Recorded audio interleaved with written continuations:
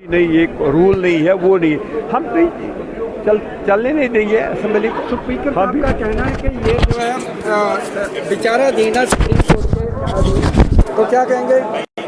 हाँ, क्या दोहरा फिर?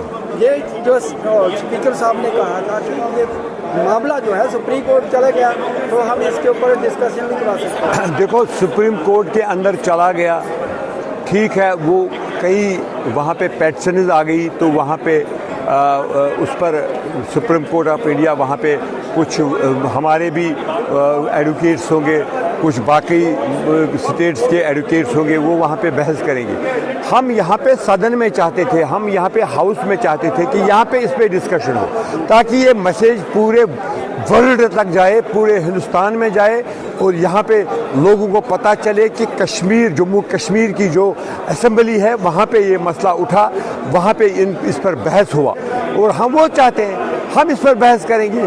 इसमें कानून कहाँ से आया? उसमें तो कोई मुझे नहीं लगता कि उसमें सब जुडियस मसला है, कोई वहाँ पे है ही नहीं सब जुडियस, इसलिए हम चाहते हैं कि इसमें कानून तो बन गया, अब बहस करने से क्या फायदा? क्या जो थोड़ी आ जाएंगे? क्या फार्मूलाज नहीं बने थे जो सिखों ने वहाँ वापस कराए जब उन्होंने प्रोटेस्ट किया? क्या वो वापस नहीं हो गए? Prime minister of India, home minister of India ने वहाँ पे ऐलान किया कि हम इन कानूनों को वापस लेंगे। उसी तरीके से ये भी हो सकता है, क्यों नहीं? कुछ भी मुमकिन है, ये भी हो सकता है, ये भी वापस हो सकता है। लालू साहब, जिस तरह से अक्सर मैंने देखा था कि लोकसभा चुनावों में और मुसलमानों को प्रधानमंत्री टारगेट करते थे कि भैंस चुरा के ले देंगे, आपका मंगलसूत्र चुरा के, अचानक ये प्यार जो है मुसलमानों के लिए कैसे उमड़ गया? देखो, ये प्यार नहीं है, ये एक साजिश है मुसलमानों को दबाने के लिए। पहले मुझे बताओ, एक भी बताओ मुझे, एक भी एमपी मुसलमान है बीजेपी के? उन 200 कितने हैं उनके, 83 या 40 है या क्या है, उनमें एक भी है क्या? उनमें एक भी मिनिस्टर मुसलमान है? एक भी है? उनको जो शाहनवाज हुसैन था या मुख्तार अब्बास नकवी था, उनको उनने डंप कर लिया, उनने डंप कर लिया।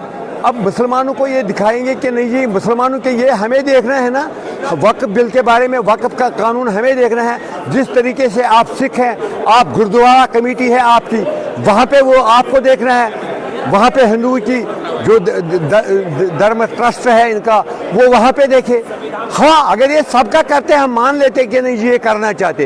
ये सिर्फ मुसलमानों के साथ एक साजिश है, मुसलमानों को दबाने की कोशिश है, और कुछ नहीं। और लालू साहब, उनका तर्क है कि यहाँ पे जो गरीब मुसलमान हैं उनके साथ बेइंसाफी होती थी, ये कानून जो है लाया जाएगा। और नहीं, ये कौन होते हैं कि जो गरीब मुसलमान है, उनका ठेका रखा है इन्होंने, उसको और भी तरीके थे ना मदद करने की। ये जो कहते हैं ना, ये बिल्कुल गलत कहते हैं। ये हमें देखना है मुसलमानों का वक्फ जो कानून है, जिस तरीके से आपका गुरुद्वारा कमेटी है, ये आपको देखना है, ये हमें नहीं देखना है। ये सिर्फ हमें दबाने की कोशिश हो रही है, मुसलमानों को दबाने की कोशिश है। इसके बाद तो आप पर बारी आएगी, इसके बाद जैनुस पर बारी आएगी, उसके बाद बाकी लोगों पर बारी आएगी। ये सबको एक एक करके दबाना चाहते हैं, और ताकि यहाँ पे बीजेपी का जो रोल है वो यहाँ पे छाया रहे। एक ही पार्टी का रोल होना चाहिए, और ये मुसलमानों को, सिखों को, बौद्धों को, जैनों को, बाकी सब लोगों को दबाना चाहते हैं। इससे ये दबेगा नहीं।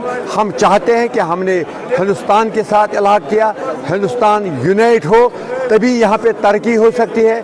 अगर यहाँ पे खुदा न खास्ता डिवीज़न होगा, इस तरीके से मुसलमानों को अलग, सिखों को अलग, और जैनों को अलग, और बाकी लोगों को अलग, मुल्क तरक्की तब नहीं कर सकते हैं। अगर इनमें दम है तो भिंडरावाले के फ़ोटो क्या गुरुद्वारों में नहीं है? उतार के दिखाए, उतार के दिखाए अगर इनमें दम है।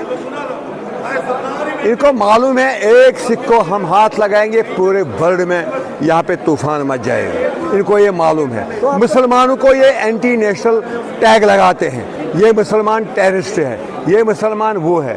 उस तरीके से मुसलमानों को ये दबाना चाहते हैं। इससे दबेगा नहीं, मरना एक बार है, मरेंगे। यहाँ पे पहला ये कदम है कि आने वाले समय में दूसरे मजमों में भी दखलंदाजी होगी। ये तो स्टार्ट है, इसके बाद तो बाकी मजहबों पर होगा। उसके बाद जैनों पर होगा, सिखों पर होगा, क्रिश्चियन पर होगा, बाकी लोगों के पर होगा। ये तो एक कोशिश इन्होंने शुरुआत की कि मुसलमान जो है सबसे बड़ी मतलब अगर हिंदुओं के बाद यहाँ पे है वो मुसलमान है, तो इन्होंने वहाँ पे चंद्रबाबू नायडू को यहाँ पे नीतीश कुमार को और बाकी एलाइज को खरीद के उनके ये पास कराए, ये बिल पास कराई, और ताकि यहाँ पे हमें दबा के रखें। तो आने वाले जिस तरह से सदन को रोका गया है, सरकार भी आपकी है, कार्रवाई को रोकना आपने अपने ही सरकार, इसमें कोई शक नहीं, सरकार हमारी है, मगर अगर हमारे मजहब पर कोई आंच आएगी हम ये कब कैसे बर्दाश्त कर सकते हैं? ये कब तक चलेगा कार्रवाई को? फिर से हम जब तक ये डिस्कशन नहीं होगा तब तक चलता रहेगा ये। थैंक यू सर, धन्यवाद।